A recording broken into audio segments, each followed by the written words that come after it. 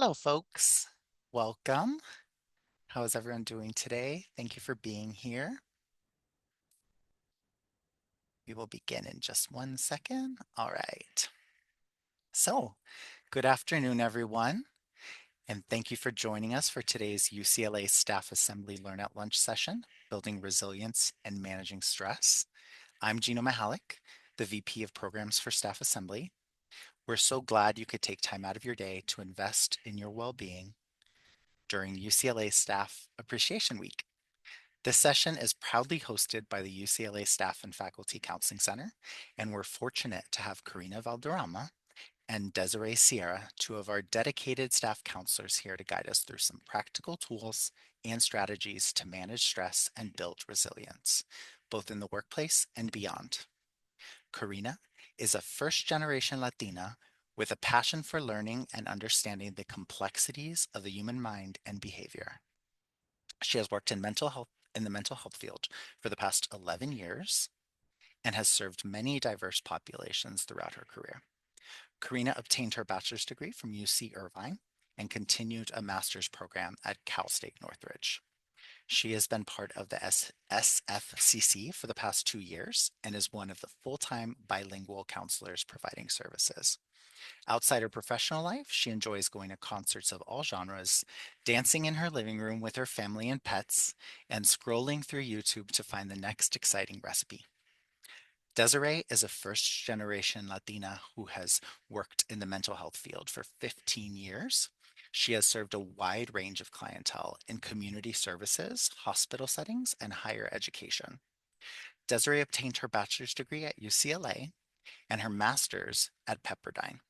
Desiree began her career at UCLA 3 years ago, first serving students at Counseling and Psychological Services, CAPS, before recently joining the SFCC. Just a few housekeeping items before we begin. First, this session is being recorded and will be available on the Staff Assembly website, so no need to take lots of notes. It will be available afterward. Next, due to time constraints, there will not be a Q&A session for this webinar, but you can note any questions you may have for our presenters, and they will provide their contact information at the end of their presentation so you can reach out individually. We hope you find today's session informative, supportive, and empowering. So with that, let's get started. Thank you so much, Gino, and thank you everyone for spending this afternoon with us today. And as Gino mentioned, today the focus will be on learning the how-tos to self-care, to our mindset, and also exploring and learning a little bit more about compassion. So today it will be led by myself, Karina, and my colleague, Desiree, who will be part of this presentation too. As many of you may know, it is May Mental Health Awareness Month, and we are here to just stress the importance of taking care of ourselves, and especially during these times that there's a lot happening, there's a lot of challenges, there's a lot of changes. So definitely we're very hopeful that some of these tools, some of these strategies do land that resonate with you. And we welcome you all to take as many of them as you find a good fit to implement in your day-to-day. Okay, next slide. Okay, so a brief overview of what we'll be addressing today is just discussing what is self-care. We will be also talking about the importance of why is it important to implement some of these practices in our overall well-being and how it can improve that. We will also be discussing on ways to increase that self-awareness, but especially more around our thinking patterns, what we tell ourselves. And we will also be discussing, how to recognize some of those signs of burnout. How do we tell them apart, and what can we do when we do start noticing them?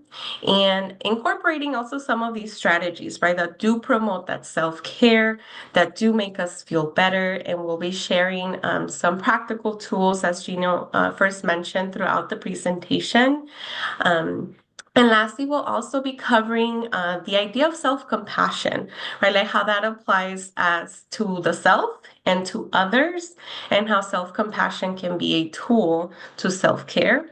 And last but not least, we'll be going over some resources that we want to share with you across UCLA, but also community and other websites that we think are very helpful and useful. And we will be reviewing what we do, SFCC, how the services that we provide, how they're available to employees, and how you can reach us. Okay, so without further ado, we'll go ahead and get started, and Desiree will take us on this conversation. Next slide.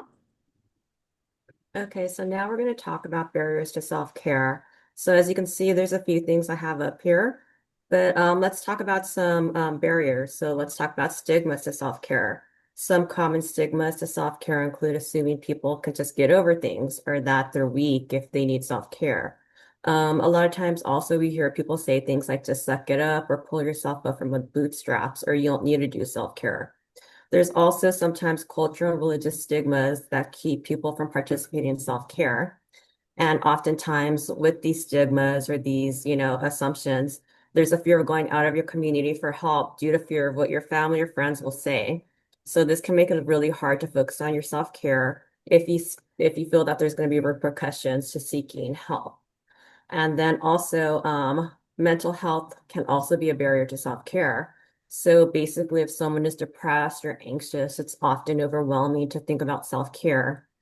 If someone is struggling with feelings of worthlessness, feeling tired, just having a lack of motivation and lack of energy on a daily basis, this makes it really hard to set time aside for self-care and makes one less motivated to try.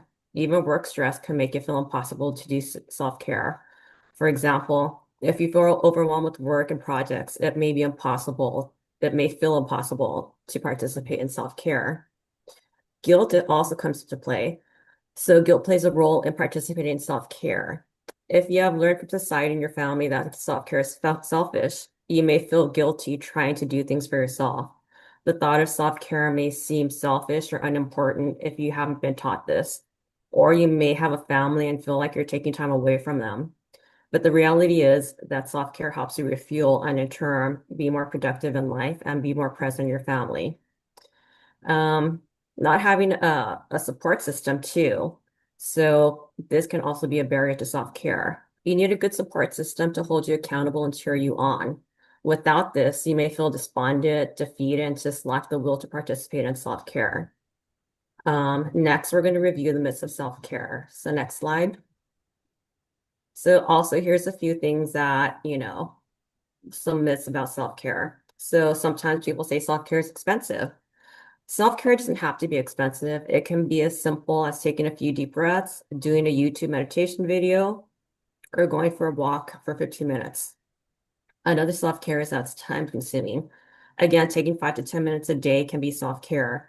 It doesn't have to be an hour, like more, or like multiple times in the week, just to set some time aside for yourself. And sometimes just taking a break for a few minutes can be helpful. A big myth also is that you need to earn self-care. There's this idea of you need to earn it otherwise. If you haven't finished all your tasks, all your chores, all your work, you shouldn't do it. But taking time for yourself to recharge isn't a bad thing and shouldn't be looked at as a reward you earn. It should really be something you do for yourself on a regular basis. If you self-care on a regular basis, it helps you recharge and helps you be more present for yourself, your family, your friends, and work. And next, Karina is going to talk about what self-care is. Next slide. Thank you, Desiree. And yeah, and it's important to really recognize some of these things that we've learned about self-care. And also like just really understanding, so what is it, right? Like what is this word? What does it mean in practice? What does it actually look like in our day-to-day? And why is it so important? And it's found, that throughout research, it's this conscious act, right? That promotes like our overall like physical, mental, spiritual, and emotional health. And it's vital to build that resiliency. So these practices practices do add to that sense of overall wellness. And also, this is a practice that individuals looking for their own health and knowledge of information available to them, meaning that it really comes from within, understanding what works for you because it may not be the same across the board, but really understanding, like having your own knowledge and kind of having that practical information of like, okay, this is what I need to do. Um, the goal of self-care is not to solve the problem, it's not to resolve those issues, but it's more around preserving your well-being. And some of the long-term benefits too, it's looking into how does it really impact our stress levels. It does reduce our stress levels. It contributes to healthier relationships. So if we're maybe showing up in a way that's more less stressed, or if we're more available, it can contribute to those healthier relationships as well, but also it's shown to lower risk of diseases and illness and overall improving a sense of the quality of life that we have. So it is important, right? And especially if we're feeling stressed or we're very stretched out, thin and pulled in many directions, it is very crucial to take a look at how we can practice that. Okay. Next slide. Okay, so we want to take a moment. We're going to slow things down a little bit. And now that we uncover some of the myths, some of the barriers, let's take a moment for self-awareness and kind of collect back into our internal self and just reflect for a second, right? So looking at this scale, I want you all to think about for the past month, or maybe even the start of the year, right? Like just thinking back from January, or if you want to gauge it from like April until today, think about it, right? For the past month, how would you rate your self-care practices from a number of 1 to 5, 5 being healthy, attentive, like you're paying attention, you're actively practicing some of these things, to 1, maybe not even being on your radar. Like this is something that you haven't thought about, you haven't been intentional about spending that time. Where would you land? What number would you rate it? Where do you fall on the scale? Okay, so kind of take a moment, kind of notice where you're at, and just without judgment, right? Like just kind of think about what's been getting in the way lately, right? Like, is it time? Is it workload? Is it maybe some of those barriers, like around our thoughts about self-care? And maybe what are some of the barriers that need changing, or some of those habits that you would want to change in order to move up the scale, or maybe down, but hopefully upward motion? Okay, so just think about that for a second. Okay. Next slide. So next, we're going to talk about burnout and the absence of self-care. So the importance of recognizing burnout is something we're going to talk about, and we're going to learn to use self-care as a part of the plan to prevent burnout. As we can see, the definition of burnout is a state of emotional, physical, and mental exhaustion caused by prolonged or excessive stress, often related to work. So we can see that burnout affects us in 3 ways: mentally, physically, and emotionally. And it's really important that we're aware of what our body tells us, what our thoughts tell us, and how those things affect our mental state. So next, we're going to talk about a few signs of burnout. So next slide, please. So as you can see, there's a few, and they're all under the 3 categories we just talked about. But a few that we're going to talk about is, one can be physical signs of burnout, can be feeling drained or tired all the time. You may just feel too tired to work, tired after waking up, and just lack motivation to get things done. Maybe you're too tired to participate in activities that you used to enjoy. There may be a change in appetite or weight loss or gain. There can also be headaches or muscle pain.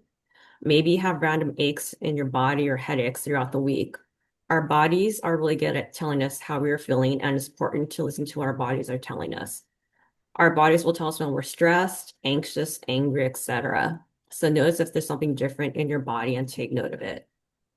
Emotional signs such as feelings of failure, feeling stuck, detached, or lack of motivations are things to be aware of. People often feel just lack of motivation to get things done. They feel they no longer have the energy to do daily activities, so they feel like they're stuck in a rut. It often feels easier to keep doing the same thing due to lack of mental energy and start instead of trying to make changes for yourself. Or you may be easily irritated by things that didn't bother you before. These are all emotional signs that we are burnt out. So just like we need to listen to our bodies, we need to listen to our emotions. Lastly, there's behavioral signs such as withdrawing from responsibilities, maybe not finishing like things that you need to do at home, projects at work. Isolating from each other's is isolating from others is another sign. A person can slowly begin to isolate by not going out as much, not feeling like they want to be around people, not responding to phone calls or texts, or just being easily annoyed. Sometimes people also cope by using drugs, and these are also signs of burnout. Next, Karina will talk about self-care strategies. So next slide. Thank you, Desiree. So it is important to have that in the back of our mind to gauge that, right? Like to, again, to tap into that self-awareness in terms of recognizing some of those things and distinguishing, like when do we intervene? Like how can we implement these strategies? And these next strategies, they're really built around how do they become micro practices, not necessarily thinking of self-care in terms of like, okay, I'll plan that vacation in the next month or two, or I'll go ahead and go do the one thing on the weekend that I've been looking forward to, but more so around the daily practices that we can incorporate as part of taking care of ourselves. So these are some examples. But for example, I particularly like the self-praise, which I think oftentimes we don't give ourselves a lot of credit. We don't stop and check in terms as to what we did well. So one tool that I want to share is thinking about this self-praise in terms of the good, better, next. What are three things that you did well? Maybe checking in at the end of the day. What three things went well? What's one thing that I can improve on, right? And next, what's the next step? What do I do with this information? What's the plan? So thinking about self-praise and the good, better, next tool, and also thinking about how do we practice, how do we start to cultivate this sense of gratitude, maybe practicing some forgiveness to ourselves, to others, and practicing on how to release, right? Like how to let certain things go, how to be mindful of the ones that are maybe kind of draining more of our energy, and doing this as a strategy to really take care of our mind, take care of our emotions. Um, and maybe even thinking about hygiene practices, right? Not only physical hygiene practices, but sleep. What is a good sleep hygiene routine that we have or that needs improvement? But also, it can be as simple as, hey, today I'm going to spray some of my favorite perfume on, and that's going to help me feel better, to as simple as maybe today I get to choose this outfit that I've been planning out in my mind, and that could feel good. So it can be as simple as that to more larger scale of thinking of our sleep and how that can help us. Okay, so some of strategies, maybe some of these you already practice them, but here are some more ideas. Okay, so next slide. And another thing that it's important to think about the way that we take care of ourselves is, what are we telling ourselves? What's our inner chatter like lately? Because it is impactful in the way that it influences the way that we feel, right? Like if our narrative tends to be maybe more negative, more pessimistic, or maybe more critical, it could impact those feelings, right? Of maybe leading to more disappointment, or more fear-based, or more like feeling like we're failing, right? And in turn, it can really, really have an influence on the way that we do things, our actions. If we start shutting down, or maybe we're not as motivated as Desiree was mentioning, it has a direct sort of impact on those three, right? So it is important to kind of think about it in terms of, if we could extract this inner critic and put it outside of our head and make it a person, would we be friends with this person, right? Like, would we want to be around this person that's constantly maybe criticizing, that's constantly putting us down, and thinking about it in that sense of how can we externalize that to gain more perspective as to what we tell ourselves and how it matters. Okay. Next slide. We also wanted to talk about maybe some common unhelpful thinking patterns. So these are some of the common cognitive distortions that we all engage in, right? So the goal to recognize this is not to completely get rid of them. It's just really more to be cognizant as to when they're coming to our mind. When do they tend to come to our mind? Is it during periods of stress? Is it during periods of feeling burned out? Like, when do they come up for us, right? And how do we kind of stay vigilant on how to actively kind of go in those thinking patterns and try to challenge them? So, for example, some of us may engage in catastrophizing, right? Like, so this way of thinking can be thinking about the worst case scenario, even if it's unlikely, right? But our mind will automatically maybe go there because our minds really are meant to sort of trying to understand the world around us constantly, right? So this is the way that our mind engages in that distortion. But a pitfall to that is that we don't have all of the information available, maybe, right? Like we don't have all the facts, maybe we don't have all of the information, but we're catastrophizing it in our mind, and it feels really real, right? Like it feels very real, and it impacts the way that we feel. So this is one way, right? Like that our mind can tend to go that in that direction. Another example, right, that it is very common, it's jumping to conclusions, right? Like jumping to conclusions can look like coming into the office and maybe the one coworker, right, didn't say hi today. Maybe they seem off, and our mind is just thinking, they're mad at us. We did something. What did we do? Because again, our mind really just wants to understand and just kind of make sense of the world, right? But we jump to that conclusion and we miss kind of what other possibilities that may be going on, right? Like with this person, maybe this person's going through something completely unrelated to us, right?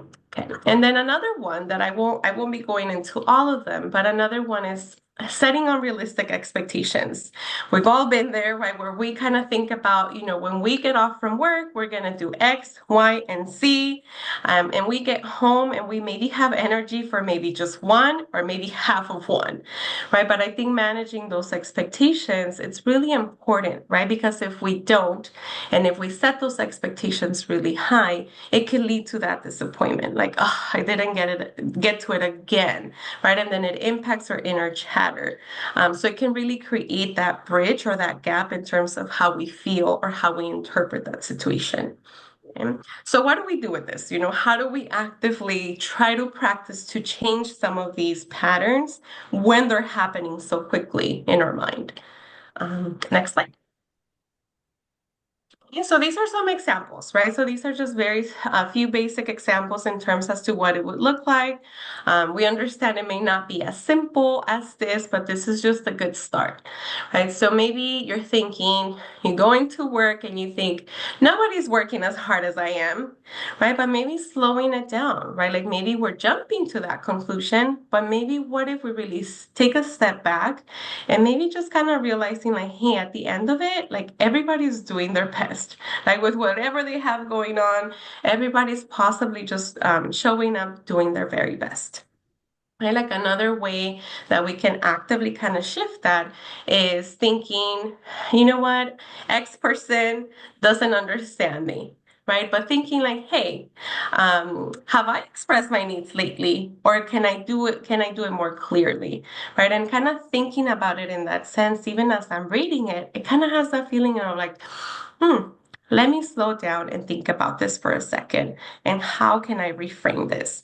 Right? So this internal mind shift, it could also be known as reframing that thought. Okay, what's another way of looking at this situation and actively growing that skill? It's not natural, it's not instinctual, but it takes practice and it can be built on. Okay, next slide. Okay, so the role of self-care. Well, you can't fix burnout with self-care alone. Making efforts to maintain balance through consistent self-care can help with preventing burnout and better tackling it. So next, we're going to discuss how to create a self-care plan. Next slide. So here are a few tips to create a manageable self-care plan because sometimes it can seem overwhelming to figure out how am I going to do self-care. So one thing we suggest is start small. Pick one healthy habit or activity that you would like to start, such as eating healthy or practicing positive self-talk. Focus on starting one habit at a time versus attempting to start multiple things at one time. Too much too quickly can feel daunting. If starting the new activity feels overwhelming, remember to break it down into realistic and achievable increments. For example, you can start walking 10 minutes a day instead of walking an hour, and then gradually building that time up. Or like integrating one healthy food per week instead of like trying to eat healthy all day, 7 days a week. Also choose activities you enjoy. Choosing an activity you enjoy, such as like hiking, yoga, or journaling, so it doesn't feel like a chore. And it's some also remember that sometimes you need to practice a few things to figure out what you may like, because it's not like a one size fits all type of thing. You really need to figure out what works for you. And also, like we talked about previously, pay attention to your body. Observe and notice sensations in your body, including aches and pains, as these can be signs of stress. Increased awareness of bodily sensations can help you pay more attention to how emotions affect you physically. And when you're more aware, you can begin to take steps to manage your mental and physical well-being before they become too overwhelming. Consider practicing deep breathing, since it's going to help manage stress by improving oxygen flow to your brain and body, as well as focus your mind on the present. You can also monitor your cortisol levels or sleep patterns with apps and smartwatches. So basically, yeah, what I tell a lot of people is be aware of like what your body's telling you. If you feel tension in your neck and your shoulders, whatever, like the signals to you that you're getting overwhelmed, so that you can start practicing self-care. And also important to note, always consult with the healthcare provider to rule out any medical concerns. Pay attention to your thoughts, like Karina was talking about earlier. Negative self-talk can include many forms, including judgmental thoughts, not just about ourselves, but about others or situations around us. To counter these thoughts, it's important to focus on what is within your control, such as self-talk and actions, because remember, you can't control everything that's going on around you. You can only control your actions. Practicing mindfulness and self-compassion can help shift your mindset. For example, when you make a mistake, try saying, I'm doing the best I can, and it's okay to be imperfect.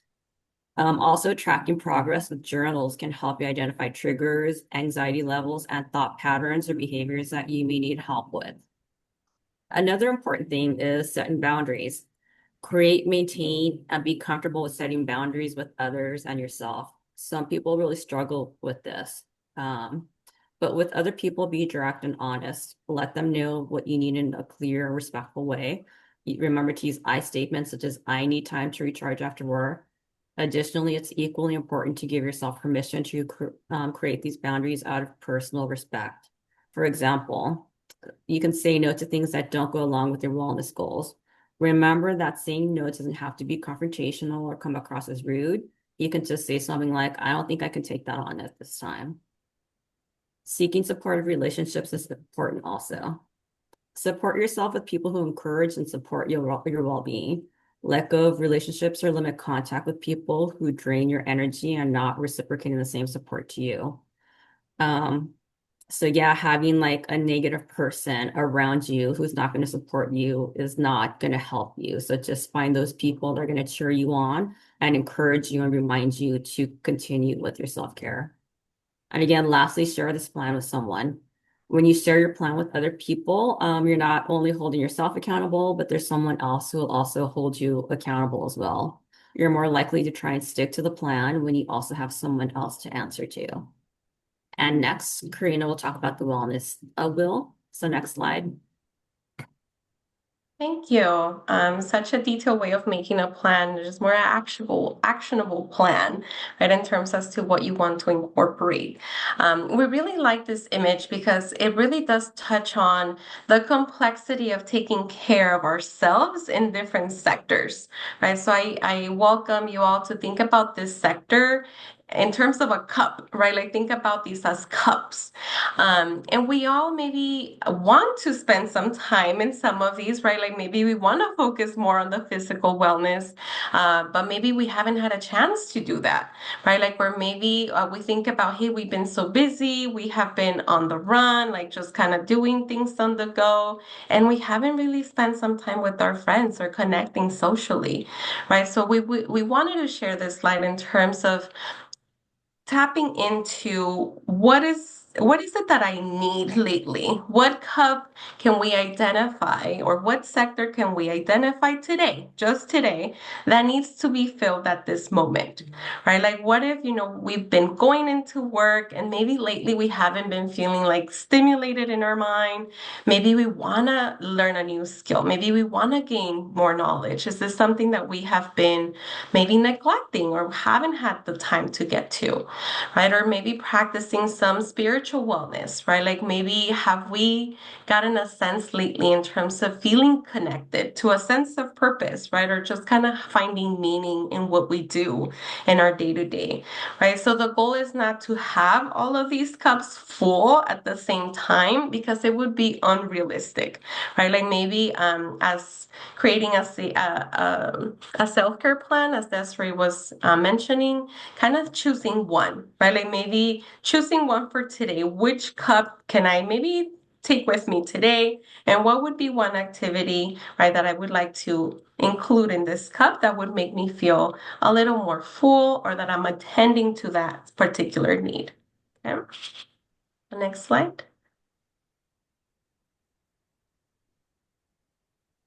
Self-care, compassion, and so basically right here, Dr. Krista Neff wrote, self-compassion simply involves doing a U-turn and giving yourself the same compassion you naturally show a friend when you're struggling or feeling badly about yourself.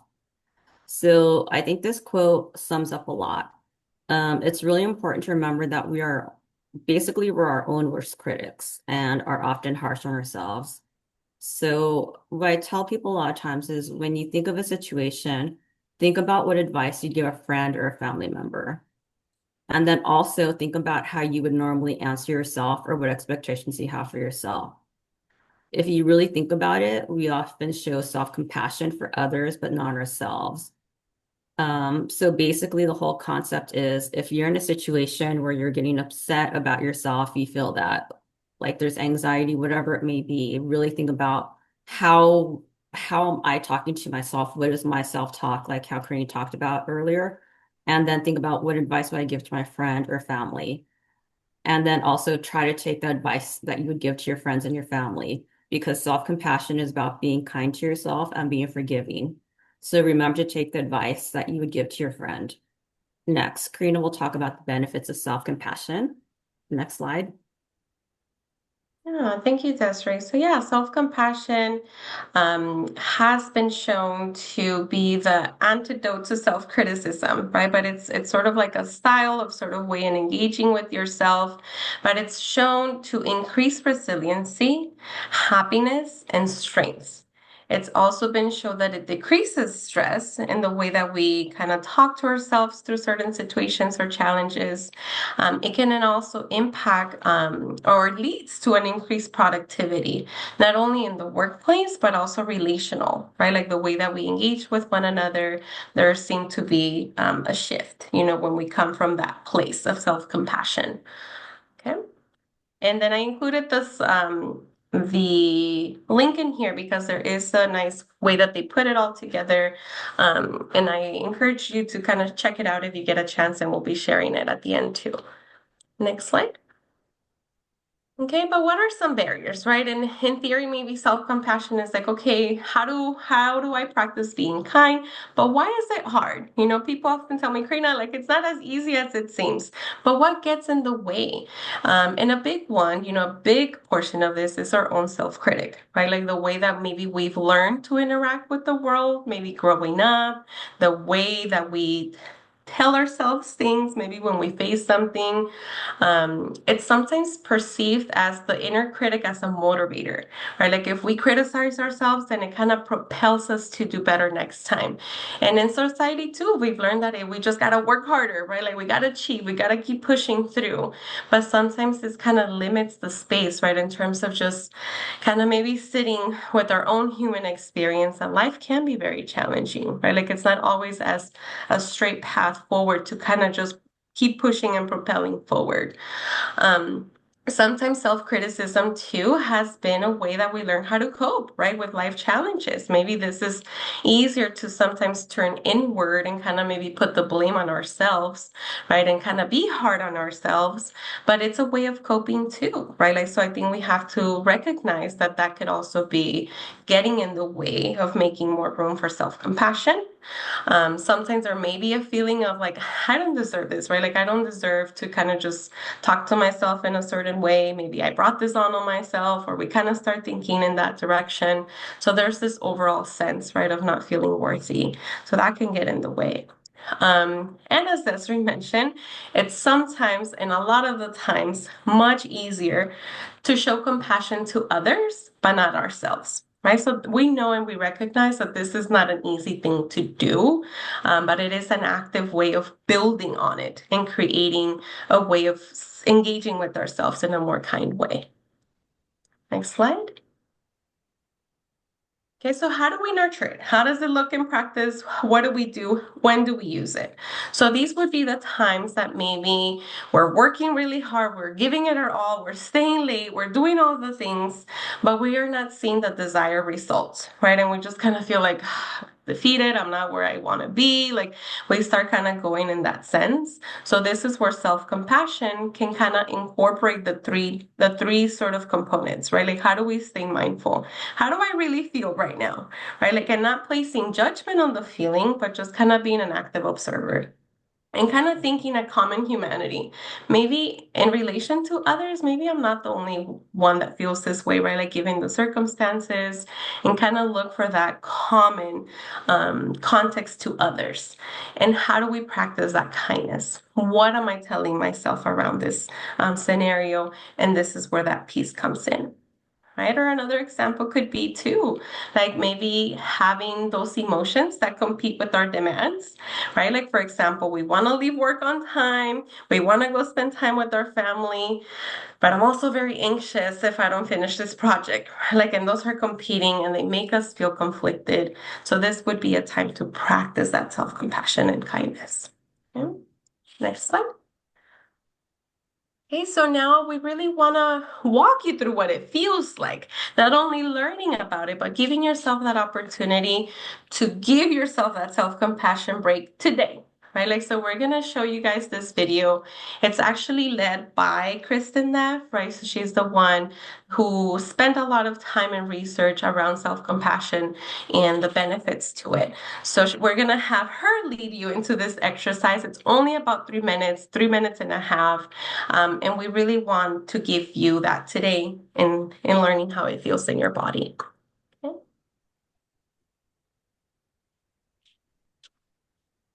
And Caleb's going to be sharing our video, so hang tight.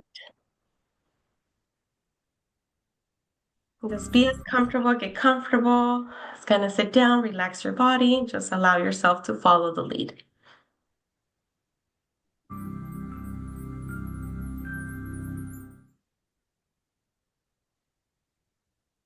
So please think of a situation in your life where you are in some need of some care. Maybe you're feeling inadequate in some way, feeling badly about a failure or a mistake you made or something about yourself you don't like. Or maybe something's very difficult in your life, stressful, challenging. So allow yourself to feel your way into the situation. What's going on? What are you feeling?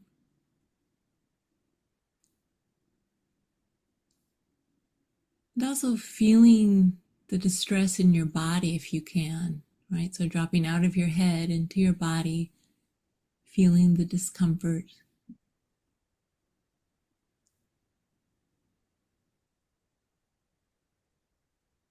And of self-compassion, starting with mindfulness.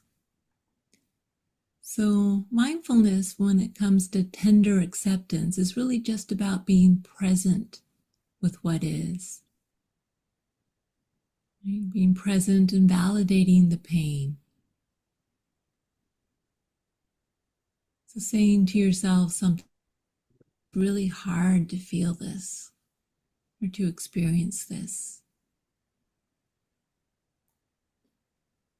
Right? This moment is painful. It's a moment of suffering.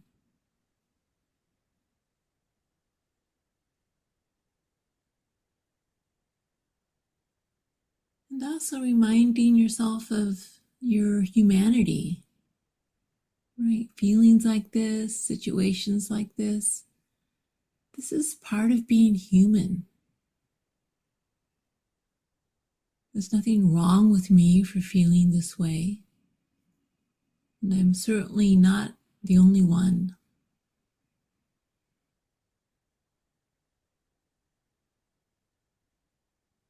So allowing yourself to feel your connectedness to others in your own imperfection.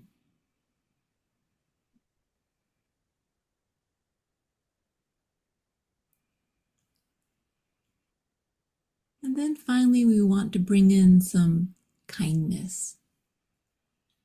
So one way to do that is with physical touch. So putting your hands on your heart, perhaps, or cradling your face with your hands, feeling the warmth of your hands.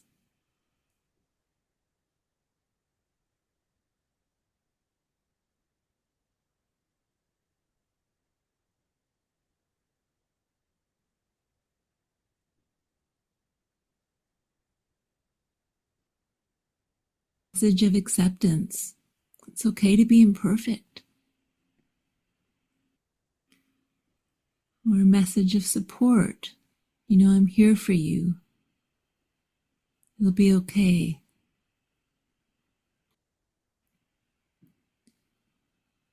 And if you aren't sure what to say, you might imagine what you would say to a dear friend in a very similar situation.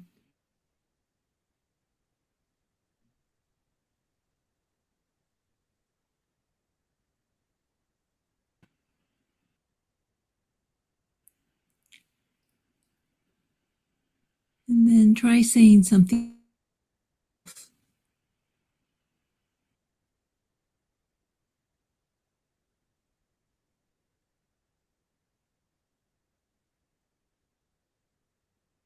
And when you're ready, let's come back together. Hopefully that was a slowing down for today. And I'll turn it back to Desiree.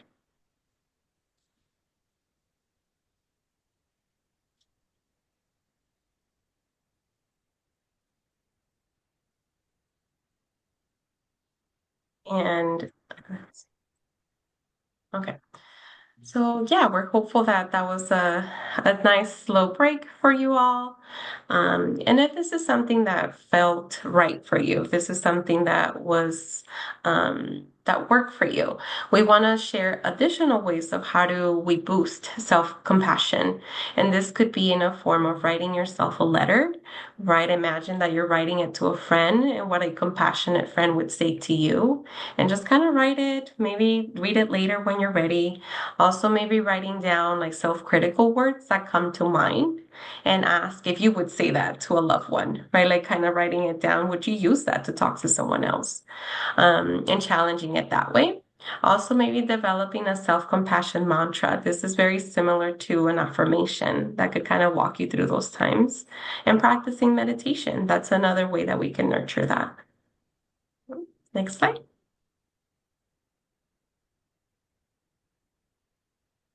Okay, so and then here we are, towards the end, and we did want to share a little bit about who we are. And if you have any questions, like where to reach us, but we are the UCLA Staff and Faculty Counseling Center. We are the Internal Employee Assistance Program, and what we're able to do is provide up to 3 sessions of counseling, not only to you, but also immediate family members if they're in a need of that support. We are available and open from Monday through Friday, 8 a.m. to 5 p.m. Right now, we are able to offer sessions via Zoom or by telephone. We're not in person yet, but definitely feel free to connect with us by calling our main office or our website, scanning the QR code. That's the way that you can find us and schedule something. Yeah. Next slide. And next, some resources. So online, there's like the healthguide.org, variablemind.com, psychologytools.com, and also UCLA resources, the MARK app, which is the UCLA Mindfulness Awareness Research Center. They can do, it's an app for like meditation, wellness Wednesday webinars, and then Fitwell. So these are some resources online and on campus that can be utilized. Next slide. And we just want to say thank you to everyone, and we hope that it was helpful. So again, thank you for attending. And we're going to hand it back to Heidi with UCLA Staff Assembly for some closing remarks. Thank you all for joining us today for our Learn at Lunch session on building resilience and managing stress. We hope you found this discussion meaningful and walked away with valuable tools to support your personal and professional well-being. A heartfelt thank you to the UCLA Staff and Faculty Counseling Center, Karina, Desiree, and Caleb, for partnering with us and sharing their expertise and compassionate guidance. We deeply appreciate the important work you do for our campus community. As we continue celebrating Staff Appreciation Week, I want to take a moment to express our sincere gratitude to all UCLA staff. Your hard work, dedication, and resilience are what keep this university moving forward, and this week is just one way for us to say thank you. Please don't forget to check out the remaining activities happening throughout the week.